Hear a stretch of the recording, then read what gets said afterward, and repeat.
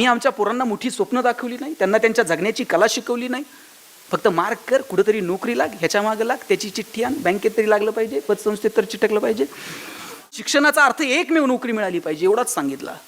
पण तुझं जगणं समृद्ध करण्यासाठी बाळा शिक्षण आहे, तुला जगायचे तसं जग. का मोठी स्वप्न आम्ही पोरांना दाखवली नाही? का आम्ही त्यांना सांगितलं नाही उद्योगात ये, व्यवसायात ये, नोकऱ्याच करायच्यात तर जरा मोठ्या कर, काहीतरी वेगळं मोठं स्वप्न बघ, हे का सांगू शकलो नाही? पोरगं काही वेगळं करायला गेलं का बापच त्याला सांगतंय अंथरून पाहून पाय पसर. त्याला ते पोरगं हातपाय खोडून खोडून मरून गेलं, पण बापानं काय त्याला कधी हातपाय पसरू दिले नाहीत. तुम्हाला सांगतो, आज तुम्ही घरी गेलात ना, पोराला सांगा हातपाय पसर, अंथरुणाचं काय करायचं तुझा बाप बघल. एवढी धमक, एवढी रग आम्हाला पोरामध्ये निर्माण करता आली पाहिजे. लात मारील तिथून पाणी काढेल अशी ताकद त्या पोराच्या मनगटात निर्माण करता आली. आम्ही भीती निर्माण केली आणि पोरांसाठी कमवायच्या फंदात पडलो. लायक असेल तर ते कमवतोय आपोआप, नालायक असेल तर तुम्ही किती कमवून ठेवा बघा, ते 2 दिवसात उडवतोय. तर विठ्ठल लहानेंचं नाव सांगत होतो, प्लॅस्टिक सर्जन आहेत आणि रोज 4 सर्जरी मोफत करतात. डॉक्टरांची आणि माझी एका सोलापूरच्या एका विवाह सोहळ्यात भेट झाली होती, तिथे त्यांचं भाषण ऐकलं. ते सांगत होते की मी रोज 4 सर्जरी मोफत करतो, पण लहान असताना एकदा माझी आई मला म्हटली होती शेजारच्या मावशीची साडी घेऊन ये. मी शेजारच्या मावशीची साडी आणली आणि आईला आणून दिली. आईनं 4 दिवसांनी घडी घालून धुवून दिली आणि सांगितलं नेऊन दे. मी नेऊन दिली. आईला विचारलं आई शेजारच्या मावशीची साडी का मागितली? आई म्हटली लग्नाला जायचं होतं आणि लग्नाला घालून जावी अशी एकही साडी माझ्याकडे नव्हती, म्हणून शेजारच्या मावशीची आणली. टचकन डोळ्यात पाणी आलं की आपल्या आईकडे लग्नाला घालून जावी अशी एकही साडी नसावी. मोठं व्हायचं, खूप पैसे कमवायचे, आईला रोज नवीन साडी घालता आली पाहिजे. डॉक्टर झालो, पैसे मिळायला लागले, आज माझी आई रोज नवी साडी घालू शकते. पण एक दिवशी रस्त्यानं जाताना एक मुलगी पाहिली, तिचे 2 ओठ फाटलेले होते. तिचं लग्न जमत नव्हतं. तिचं लग्न जमत नाही हे दुःख त्या मुलीला विचारण्यापेक्षा तिच्या बापाला किंवा भावाला विचारावं. मी त्या मुलीला हॉस्पिटलला बोलवलं आणि सांगितलं तुझ्या वडिलांना पाठवून दे, आपण सर्जरी करू. दुसऱ्या दिवशी वडील आणि भाऊ आले आणि सांगितलं प्लॅस्टिक सर्जरी करूयात. वडील म्हटले एवढे पैसे नाहीत साहेब, हे सर्जरी बिर्जरी नटनट्यांची कामं, आमच्याकडं कुठून आले एवढे पैसे? मी म्हटलं पैसे लागत नाहीत, तुम्ही फक्त या. मला माझ्या आयुष्यातला अर्धा 1 तास फक्त ऑपरेशनसाठी खर्च करायचा होता, बाकी काही नाही. तो अर्धा 1 तास खर्च करायचं ठरवलं, मोफत ऑपरेशन केलं. पोरगी सुंदर दिसायला लागली. 6 महिन्यांनी लग्न जमलं. भाऊ पेढे घेऊन आला. एका हातात पेढा होता आणि दुसऱ्या हातात आयुष्यातली सगळी प्रॉपर्टी होती. ही सगळी प्रॉपर्टी त्या पेढ्याच्या समोर खुजी वाटायला लागली आणि ठरवलं रोज 4 तरी पेढे कमवायचे. डॉक्टर सांगत होते माझे वडील 90-92 वर्षांचे आहेत, पण असं तरुण पोराला लाजवेल असं हवेत तर चालत असतात. वडिलांना विचारलं बाबा एवढ्या हवेत का चालता? वडील म्हटले मी पद्मश्री डॉक्टर तात्याराव लहाने आणि प्लॅस्टिक सर्जन विठ्ठल लहानेचा बाप आहे, हवेत नाही चालणार तर काय चालणार? अमृत महोत्सव साजरा करण्यासाठी अशी परंपरा सांगता आली पाहिजे. आम्ही यांचे पाईक आहोत, आम्ही या संस्कारांना घेऊन पुढे चाललेलो आहोत. किंवा बापाला अभिमानानं सांगता आलं पाहिजे की अरे मी या लेकरांचा बाप आहे. आणि मग हे कुठून आलं हे मला वाटत नाही की कुठल्या शाळेत, तुम्ही जे बोललात की अनुभवातनं आपण शिकतो, शाळेतनं ऑपरेशन कसं करायचं हे आम्ही शिकलो असू, पण समाजानं आम्हाला शिकवलं की नाही आमचं ज्ञान समाजहिताचं असायला हवं. लक्षात घ्या, कोणताही शिक्षक आहे ना हा विद्यार्थीभिमुख असला पाहिजे, विद्यार्थी हा ज्ञानाभिमुख असला पाहिजे आणि त्याचं ज्ञान हे समाजाभिमुख असलं पाहिजे. त्याचं ज्ञान जर समाजाभिमुख नसेल तर त्या ज्ञानाचं करायचंय काय? आणि ज्ञानाचा अर्थ हा शेवटी केवळ आणि केवळ उदरनिर्वाहाशी जोडलेला असेल तर जगात कुणीच उपाशी राहत नाही. जगात प्रत्येक जण आपापलं मिळेल तसं पोट भरतोच की. तुम्ही कोटी रुपये कमवले आणि तुमच्याकडं मी 1 लाख रुपये कमवले, लाख रुपये कमवल्यानंतर माझ्याकडे 2 रुपये उरले तर तो बॅलन्सच आहे, आणि कोटी रुपये कमवून तुमच्याकडे 10 रुपये उरले तरी तो बॅलन्सच आहे. आणि जगात बॅलन्स वरती घेऊन जायची सोय अजून उपलब्ध नाही. बॅलन्स इथेच ठेवून जावा लागतो. मग बॅलन्ससाठी जगायचं की सामाजिक बॅलन्स नीट असावा याच्यासाठी जगायचं? मला वाटतं हे ठरवावं लागेल. आणि मी परत सांगतो, समाजाचा बॅलन्स जर ठेवला नाही तर येणाऱ्या पिढ्या तुम्हाला मला नीट जगू देणार नाहीत. समाजसेवा सुद्धा स्वार्थी हेतूने करावा लागेल. एक वेळ जातीतले वाद मिटवता येतील साहेब, धर्माधर्मातले वाद मिटवता येतील, एवढंच काय 2 राजकीय पक्षांमधले वाद सुद्धा मिटवता येतील. पण गरिबी आणि श्रीमंती ही जर दरी निर्माण झाली तर याचे परिणाम येणाऱ्या काळात प्रत्येक समाज व्यवस्थेला भोगावे लागतील. आणि तिकडे सुरुवात झाली आहे. लक्षात घ्या, पुण्यामध्ये एका माथे फिरून रात्रीत 50 गाड्या पेटून दिल्या. सकाळी पोलिसांनी विचारलं का पेटवल्या? म्हटलं आपल्याला घेता येत नाही. म्हणला पेटवता तर येते, काय करायचं ते करा. म्हटलं AC गाड्या घेऊन फिरता, आम्हाला STचं तिकीट काढता येत नाही, पेटून टाकल्या. म्हणला काय कलम लावायचे तिला. मी पारगावमध्ये राहतो साहेब, नगर तालुक्यात छोटंसं गाव आहे माझं, पारगाव भातोडी. इथून 20-22 किलोमीटर अंतरावर आहे. माझ्या गावात एक MH14 पासिंगची गाडी आली होती. MH14 म्हणजे जरा सधन भाग आहे. गाडी आली तशीच काच खाली घेतली. ड्रायव्हरच्या डोळ्यावर असा महागडा गॉगल होता. त्यानं गॉगल बिगल न काढता असंच एका लहान पोराला विचारलं पारगाव कुठे रे? आता गाडी पारगावातच आहे. त्या पोराला विचारलं पारगाव कुठे? तो म्हणला पारगाव ना 10 किलोमीटर पुढे जा. म्हणला वडगाव लागतं. तिथं कुणालाही विचारलं सांगतंय म्हणलं पारगाव कुठे. मी पळत गेलो, म्हटलं खोटं का सांगितलं? म्हणलं MH14 आहे, काय कमी? म्हणला जाते पुढे येते की मागं. म्हणलं गरिबी आणि श्रीमंतीच्या संघर्षाची सुरुवात आहे साहेब. हिच्याकडे दुर्लक्ष करून चालणार नाही. एक दिवस असा येईल कोट्यावधी रुपये असतील तुमच्याकडे, AC गाड्या घेऊन फिराल, पण समाजातली ही दरी जर वाढत गेली तर AC गाड्या घेऊन आपल्याला फिरता यायचं नाही. लोक काचा फोडून टाकतील. आपल्याला एक मैदान घ्यावं लागेल भाड्यानं. तिथं आपल्या महागड्या गाड्या पार्क करायच्या. आपणच 2 वॉचमॅन ठेवायचे पगार देऊन. आणि पोरं जर म्हणली ना पप्पा ते आपल्या मर्सिडीजमध्ये चक्कर मारायचं, त्याला म्हणजे कोणाला सांगू नको आपली आहे. टमटमनं जायचं तिथपर्यंत, आतल्या आत सिक्युरिटी घेऊन चक्कर मारायची, गाडी तिथंच पार्क करायची आणि परत यायचं. तुम्ही सूट घालून फिरू शकाल, तुम्ही पैठण्या घालून फिरू शकाल, पण गरिबी आणि श्रीमंतीतली दरी जर वाढत गेली तर आपल्याला फिरता येणार नाही. 7व्या वेतन आयोगानंतर पगार वाढतील, रोज पैठणी घालाल, पण घरातच 6x6चा आरसा लावायचा. तुम्ही पैठणी घालायची, तुम्ही सूट घालायचा, तुम्ही म्हणायचं किती छान दिसते, तुम्ही म्हणायचं तुम्ही किती गोड दिसताय. काढून ठेवा, जाताना साधे घालून जाऊ, पार्टीतले महागडे कपडे नको. इथपर्यंत येऊन पोहोचेल, लक्षात ठेवा. आणि इथपर्यंत येऊ नये असं जर वाटत असेल तर ज्ञानोबांनी सांगितलं दुरितांचे तिमिर जाओ, विश्व स्वधर्म सूर्य पाहो, आणि जो जे वांछील तो तेला हो प्राणीजात.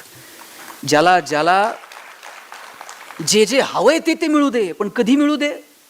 दुरितांचे तिमिर जाओ. अहो इतकं सुंदर आहे ते पसायदान. विश्वाची प्रार्थना ठरावं इतकं सुंदर आहे पसायदान. ज्ञानोबांनी त्याची सुरुवातच केली आता. दुसरा कुठलाही शब्द वापरता आला असता ना, पण किंवा पण परंतु म्हणून, पण आता म्हटले ज्ञानोबा. निर्वाणीचा शब्द आहे, झालं आता. आपण आता कधी म्हणतो? बस आता. ज्ञानोबा निर्वाणीनं म्हणालेत आता विश्वात्मके देवे. पांडुरंगा विठ्ठला म्हटले नाही, आता विठ्ठला, आता पांडुरंगा. जो कोणी विश्वाचा रचना करता असेल, आता विश्वात्मके देवे येणे वाग्यज्ञ. तो किती अधिकारवाणीनं मागितले बघा. ते असं म्हणत नाही एवढ्या वाऱ्या केल्या, एवढ्या वेळा तुझ्याकडे आलो ना, आता दे. एवढं तुमच्या मागे पळवलो, आता टाका निधी. एवढ्या हक्क. ते काय म्हटले, किती हुशार आहेत. ज्ञानोबांचा अधिकार काय? येणे वाग्यज्ञ तोषावे. तू जर संतुष्ट असशील, मी जो वाग्यज्ञ तुझ्यासमोर मांडला ज्ञानेश्वरीच्या रूपानं, संतुष्ट असशील तर दे. वाग्यज्ञ तोषो नि मज द्यावे पसायदान हे. आणि पहिल्यांदा आठवण कुणाची आली साहेब? आपण म्हटलात एकही तक्रारदार नाही. उल्लेख करताना सुद्धा त्यांना पहिल्यांदा तक्रारदाराचा उल्लेख करावा लागला. तक्रारदार नाही असं म्हणताना सुद्धा तक्रारदाराचा उल्लेख आहे. बरोबर आहे ना? ज्ञानोबांना सुद्धा उल्लेख कुणाचा करावा लागलाय? जे खळांची व्यंकटी सांडो. मदत करणाऱ्यांचा उल्लेख आधी. ज्ञानोबांवर प्रेम केलं नाही का समाजानं? 2-5 लोक असतील ना, पण ज्ञानोबा आधी असं म्हटले नाही यानं लय मदत केली, पहिलं याला देऊन टाका, असं नाही. ज्ञानोबांनी पहिला उल्लेख केला, जे खळांची व्यंकटी सांडो. जे वाईट आहेत, जे दुर्जन आहेत देवा, त्यांची वाईट बुद्धी सांडून जाऊ दे. खळांची व्यंकटी सांड. तया सत्कर्मीरती वाढो. किती सुंदर शब्द वापरलाय, वाढो. माऊली रुजो नाही म्हटले, वाढो. रुजो कधी म्हणतात? जेव्हा काहीच नाही तेव्हा रुजो. आणि वाढो कधी? थोडा आहे, आता वाढो. वाईटातल्या वाईट माणसामध्ये सुद्धा थोडी तरी सत्कर्माची वृत्ती आहे, आणि म्हणून ज्ञानोबा म्हणतात वाढो. काय सुंदर आहे ते पसायदान. आणि मग जो जे वांछील तो ते लाहो. ज्याला ज्याला जे जे हवंय ते मिळू दे. आनंद अपेक्षित आहे ना, मिळू दे, पण कधी मिळू दे? दुरितांचे तिमिर जाओ. देवा अगोदर पाप अंधकार दूर होऊ दे. आणि हे पाप आणि अंधकार दूर करण्याची ताकद तुमच्या व्यवस्थेत आहे का? तुमच्या शिक्षण व्यवस्थेत आहे का? तुमच्या संस्कारांमध्ये आहे का? तुमच्या मूल्यांमध्ये आहे का? मला वाटतं हे स्वतःला विचारावं. आमची सगळी शिक्षण व्यवस्था जर आम्हाला मार्कांच्या पाठीमागं धावायला लावणार असेल साहेब, गुणवंत विद्यार्थ्यांचे सत्कार होतात हल्ली, हजार हजार विद्यार्थ्यांचे सत्कार, प्रत्येक पक्ष वेगवेगळे सत्कार करतो. ते महिनाभर पोरं फक्त कधी बाण, कधी कमळ, कधी घड्याळ, कधी पण असलं घेऊन फिरत असतात. ते सर्टिफिकेटवर असतेच की कोपऱ्यात. आणि ते इतके तेच गुणवंतांचे सत्कार आहेत ना. आणि त्यात मी एका सत्काराला गेलो होतो, तिथं असे 90च्या पुढच्या 3 रांगा होत्या, 80 ते 90 मध्ये 10-20 रांगा होत्या, आणि 60-70 वाल्यांच्या 50 रांगा होत्या. आता ज्यांना 90 पेक्षा जास्त आहेत ना, ते अशा IT त बसले होते राजू शेठ, एकदम खुश, आपण 90च्या पुढे आहोत. 80 ते 90 मधले एकदम टेन्शनमध्ये होते. म्हणजे त्यांच्या विचाराची अवस्था नेमकी युती होईल का, इकडे जाऊ का, अशी जी दोलायमान अवस्था आहे ना, नेमकं इकडं अशा अवस्थेत ते 80 ते 90 मधले होते. आणि मागे जे 60-70 वाल्या 50 रांगा होत्या ना साहेब, ते 90 वाल्यांपेक्षाही खुश होते. त्यांना व्हायचंय ते होऊ द्या, आता काहीच आपल्या हातात होते, अजून महिनाभर तर काही कळत नाही. ते शेवटची जी रांग होती ते खुश होते, 80 ते 90 मधले टेन्शन मध्ये आणि 90च्या पोटचे खुश. आता 80 ते 90 मधले जे पालक होते त्यांना म्हटलं, तुम्ही काय एवढे नाराज आहात? ते म्हणले, पोरानं पार मथुरा पाण्यात घातली.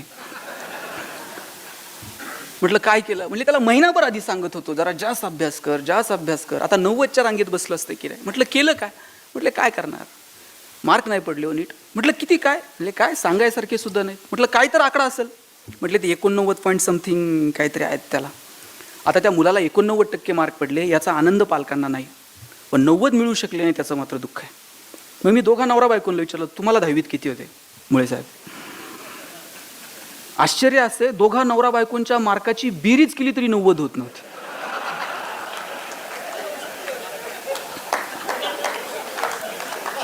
आणि त्यांना दुःख याचं होतं, पोराला 90 पडले नाहीत. आम्ही या सगळ्या शिक्षण व्यवस्थेला कुठे घेऊन चाललोय? कॉमर्समध्ये ग्रॅज्युएट झालेल्या पोराला बँकेत डीडी काढता येत नाही, मराठीत ग्रॅज्युएट झालेल्या पोराला शुद्ध नीट मराठीत बोलता येत नाही, इंग्रजीत ग्रॅज्युएट झालेल्या पोराला स्वतःचा बायोडाटा इंग्लिशमध्ये लिहिता येत नाही. कुठे घेऊन चाललोय आम्ही या सगळ्या व्यवस्थेला? नॉस्कॉम कमिटीचा रिपोर्ट होता, in future 75% engineers will be permanently unemployed, 90% plain graduates will be permanently unemployed. नोकऱ्याच मिळणार नाहीत. 90% प्लेन ग्रॅज्युएट, इंजिनियर्स 75%, नोकऱ्याच नाहीत. का नाहीत? ते आम्ही शिकलो नाही. आम्ही फक्त आणि फक्त मार्कांच्या पाठीमागं धावत राहिलो. मार्क कसे मिळतील? समाजात नवीन नवीन काय घडतंय? जपान उद्ध्वस्त झालं पण परत ताटमानेने उभं राहिलं. कुणाच्या जोरावर राहिलं? तिथल्या लिंबू टिंबू पोरांच्या जोरावर जपान उभं राहिलं. दुबईमध्ये काय होतं? तेलाचे पैसे होते, पण proper utilisation of the resources. आज काय? जगातला सगळ्यात बिझिएस्ट एअरपोर्ट दुबईचा आहे, जगातला सगळ्यात प्रॉफिएस्ट मॉल दुबईचा आहे. आम्ही आमच्या पोरांना मोठी स्वप्न दाखवली नाही, त्यांना त्यांच्या जगण्याची कला शिकवली नाही. फक्त मार्क कर, कुठेतरी नोकरी लाग, ह्याच्या मागे लाग, त्याची चिठ्ठी आण, बँकेत तरी लागलं पाहिजे, पतसंस्थेत तर चिटकलं पाहिजे. परवा निमसे सर भेटले होते एका कार्यक्रमात. लखनौला कुलगुरू असताना 123 जागांसाठी लाखो पोरांनी अर्ज केले होते शिपाई पदासाठी, आणि त्याच्यामध्ये हजारो पोरं PhD होल्डर होते. कुठे घेऊन चाललोय आम्ही सगळ्या शिक्षण व्यवस्थेला? म्हणजे आम्ही, आणि याच्यात पोरांची चूक नाहीये, पालक म्हणून तुमची माझी चूक नाहीये का? आपण शिक्षणाचा अर्थ एकमेव नोकरी मिळाली पाहिजे एवढाच सांगितला. पण तुझं जगणं समृद्ध करण्यासाठी बाळा शिक्षण आहे, तुला जगायचं तसं जग. का मोठी स्वप्न आम्ही पोरांना दाखवली नाही? का आम्ही त्यांना सांगितलं नाही उद्योगात ये, व्यवसायात ये, नोकऱ्याच करायच्या तर जरा मोठ्या कर, काहीतरी वेगळं मोठं स्वप्न बघ, हे का सांगू शकलो नाही? पोरगं काही वेगळं करायला गेलं का बापच त्याला सांगतंय अंथरून पाहून पाय पसर. त्याला ते पोरगं हातपाय खोडून खोडून मरून गेलं, पण बापानं काय त्याला कधी हातपाय पसरू दिले नाहीत. तुम्हाला सांगतो, आज तुम्ही घरी गेलात ना, पोराला सांगा हातपाय पसर, अंथरुणाचं काय करायचं तुझा बाप बघल. एवढी धमक, एवढी रग आम्हाला पोरामध्ये निर्माण करता आली पाहिजे. लात मारील तिथून पाणी काढेल अशी ताकद त्या पोराच्या मनगटात निर्माण करता आली. आम्ही भीती निर्माण केली आणि पोरांसाठी कमवायच्या फंदात पडलो. लायक असेल तर ते कमवतोय आपोआप, नालायक असेल तर तुम्ही किती कमवून ठेवा बघा, ते 2 दिवसात उडवतंय. त्याच्यामध्ये कमवण्याची रग, त्याच्यामध्ये कमवण्याची लायकी आम्हाला निर्माण करता येईल का? मुळात हा प्रश्न आहे.